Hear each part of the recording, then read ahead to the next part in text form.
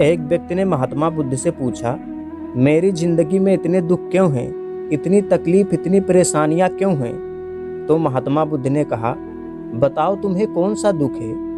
उसने कहा, मैं कितने दुख आपको बताऊं, मेरी पूरी जिंदगी दुखों से भरी है। जो मेरे रिश्ते हैं, मैं उन रिश्तों से भी दुखी हूँ, और मेरे शरीर में बहुत सी बीमारियां होती रहती हैं। एक के पीछे एक दुख लगा ही रहता है। ना मैं अपने रिश्ते से खुश हूँ और ना ही अपने परिवार से खुश हूँ। मैं अपने मन से भी दुखी रहता हूँ। मुझे लगता है कि ऐसी जिंदगी से अच्छा है कि मैं मर ही जाऊँ, कोई मतलब ही नहीं है जीने का। ये सारी बात सुनकर महात्मा बुद्ध ने उस व्यक्ति से पूछा, बताओ तुम्हारे दुख का क्या कारण है? तब वह व्यक्ति बुद्ध से कहता है कि मैं इसीलिए तो आपके पास आया हूँ कि आप बताओ मेरी जिंदगी में इतने दुख क्यों हैं, इन सब का क्या कारण है?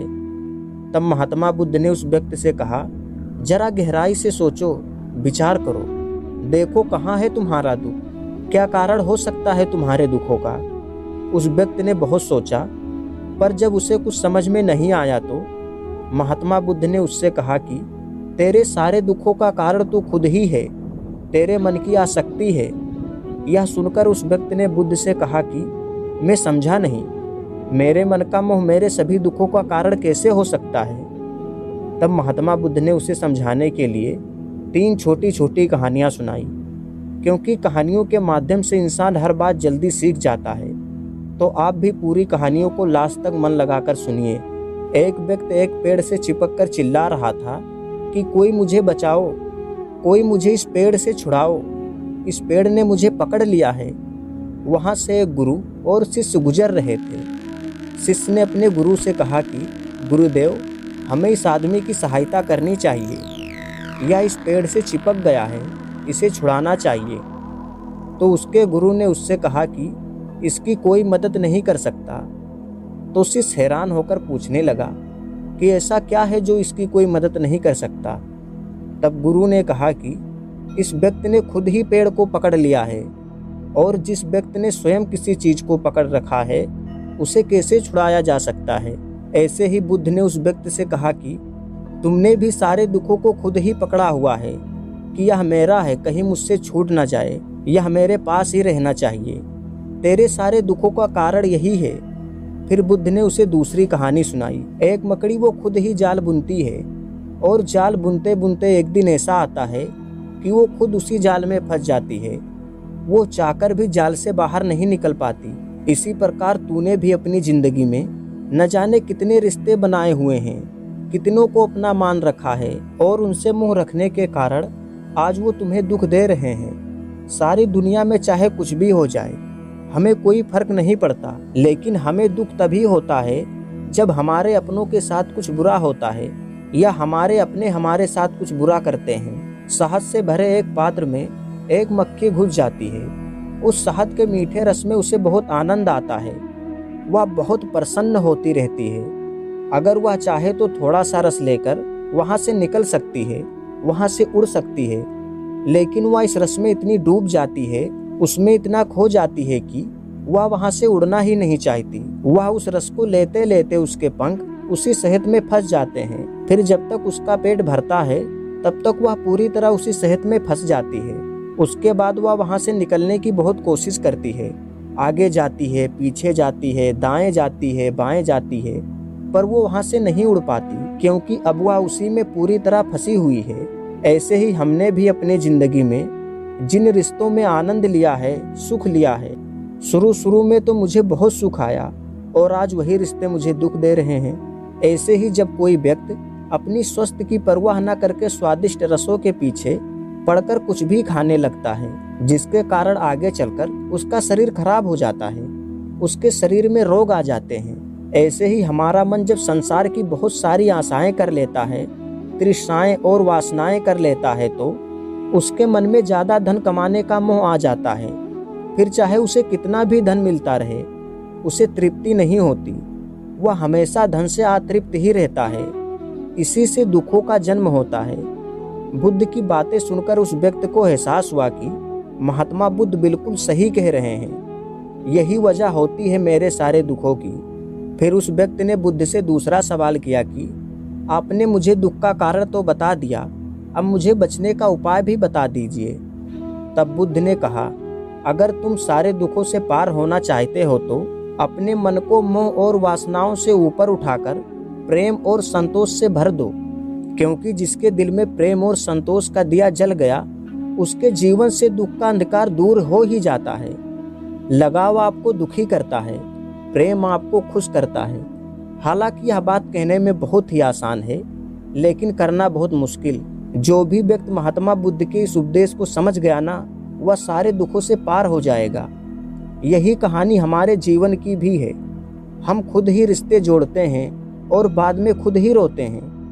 हम खुद ही प्रेम को बढ़ाते हैं और खुद ही दुख पाते हैं। हम जिनके पीछे मेरा मेरा करते मरते हैं, जब वही हमें इज्जत नहीं देते तो दुख स्वयं ही उत्पन्न होने लगती है।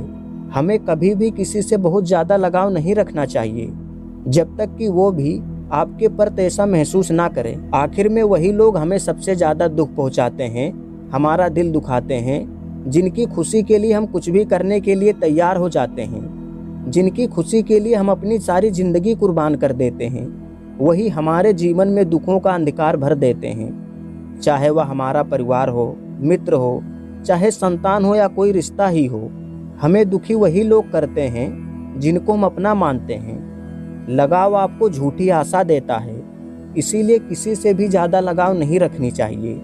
जैसे महात्मा बुद्ध ने उस व्यक्ति से कहा कि मोह और वासनाओं को त्याग करके अपने हृदय में प्रेम और संतोष को भर लो। इस छोटे से संदेश को अगर हम अपनी ज़िंदगी में उतार लें तो विश्वास रखना, हम जिंदगी के सारे दुखों से पार हो जाएंगे।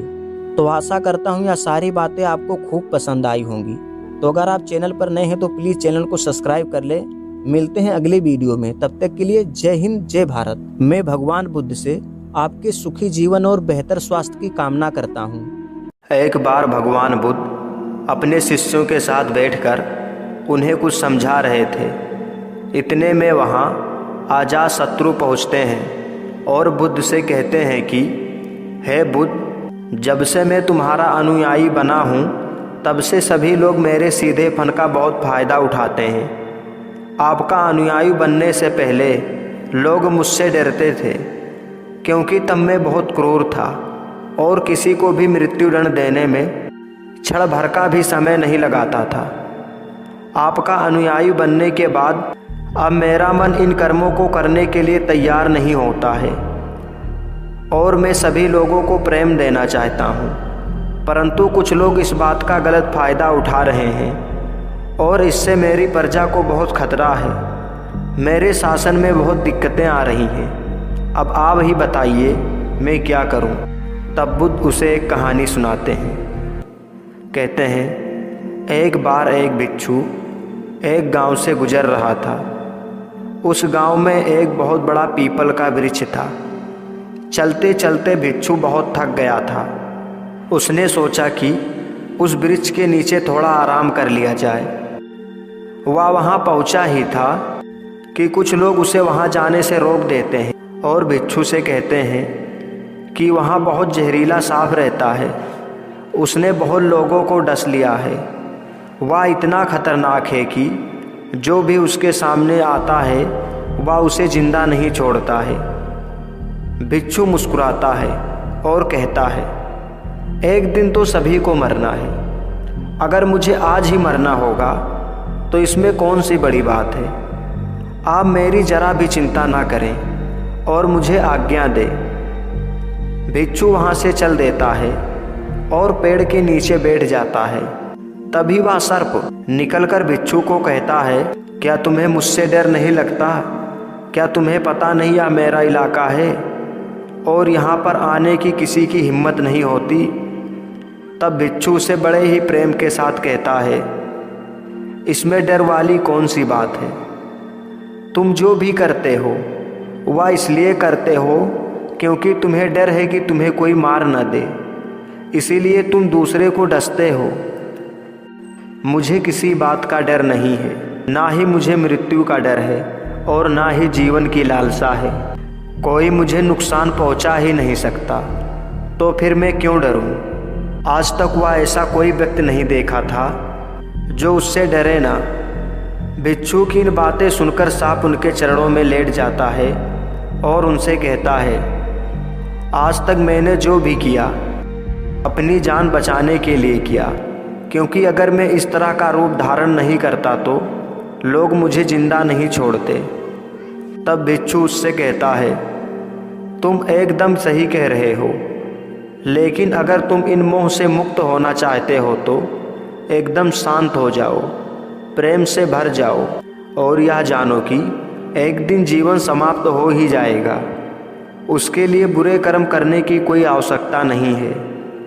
इतना कहकर वह भिक्षु वहाँ से चला जाता है और सांप उस भिक्षु की सारी बातें अपने दिमाग में बैठा लेता है और वह यह तय करता है कि आज से वह कोई गलत काम नहीं करेगा। सांप सभी बुरे कर्मों को छोड़ देता है, लेकिन इसका उस पर उल्टा असर पड़ता है। जो लोग पहले उसे देखकर भागते थे अब उसके सीधेपन का गलत उपयोग करने लगे। अब सब लोग उसे छेड़ते, उसे चोट पहुंचाते। अब सांप बहुत दुखी रहने लगा और बहुत ज़्यादा चोट से ग्रस्त रहने लगा। अब उसके शरीर पर बहुत से चोट के निशान बन गए, क्योंकि अब वह लोगों को नुकसान नहीं पहुंचाता था और सभी लोगों के साथ में प्रेम से रहने की कोशिश करता था। लेकिन लोगों में उसके प्रति जो भय था वह ही उसे सुरक्षित रखता था। कुछ दिनों बाद वह भिक्षु फिर से उसी पेड़ के नीचे आता है और वहाँ अपना आसन बिछाकर बैठ जाता है और उस सांप को देखकर बड़ा आश्चर्यचकित होता है कि पहले सर्प की क्या स्थिति थी, लेकिन अब सर्प की क्या स्थिति हो गई है। और वह उस सर्प के लिए बहुत चिंतित भी हो जाता है। भिक्षु को देखकर सर्प कहता है भिक्षु, जब से आपने मुझसे यह बात कहा है कि मैं शांत हो जाऊं और प्रेम को अपनाऊं, तब से लोगों ने मेरे साथ बहुत गलत व्यवहार करना शुरू कर दिया, जिससे मुझे जीवन जीने में बहुत कठिनाई हो रही है। अब आप ही बताएं मुझे क्या करना चाहिए। भिक्षु से कहता है। तब भिक्षु कहता है मित्र, मैंने तुम्हें यह नहीं कहा था कि तुम अपने स्वभाव को ही बदल लो। तुम सर्प हो और क्रूरता ही तुम्हारा स्वभाव है। अगर तुम क्रूरता नहीं रखोगे तो लोग तुम्हें खत्म ही कर देंगे। लेकिन इसका मतलब यह नहीं है कि तुम्हारे भीतर जो उद्देश्य है उसे गलत रखो। तुम्हें भीतर से अपने आप को सही रखना है और बाहर से खुद को वह दिखाना है जो तुम्हें ज़रूरी है, क्योंकि सर्प एक जहरीला जीव है और लोगों में उसके लिए भय होना आवश्यक है। अगर लोगों के अंदर तुम्हारे लिए भय नहीं होगा तो लोग तुम्हें हानि पहुंचाएंगे, लेकिन तुम्हें भीतर से अपने आप को सही रखना चाहिए। तुम्हें किसी को नुकसान नहीं पहुंचाना है, केवल अपना भय बनाए रखना है। तब गौतम बुद्ध अजातशत्रु से कहते हैं, हे अजातशत्रु, तुम इस कहानी से क्या समझते हो? इसका मतलब यह है कि तुम अपने स्वभाव को बदलो, तुम अपने आप को समझो, फिर तुम्हें इससे खुशी मिलेगी और जब तुम्हें खुशी मिलेगी तो तुम लोगों को खुशी दे सकोगे। और यहाँ इस बात की ज़रा भी ज़रूरत नहीं है कि तुम बाहर से लोगों को क्या दिख रहे हो। ज़रूरत इस बात की है कि तुम अपने भीतर क्या उद्देश्य रखते हो।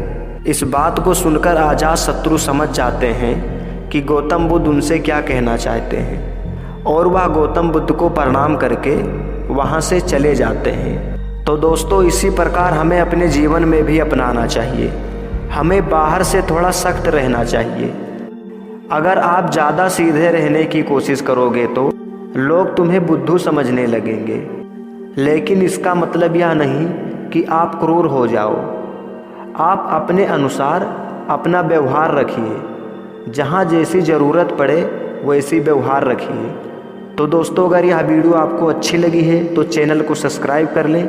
मिलते हैं अगली वीडियो में, तब तक के लिए इजाज़त दीजिए।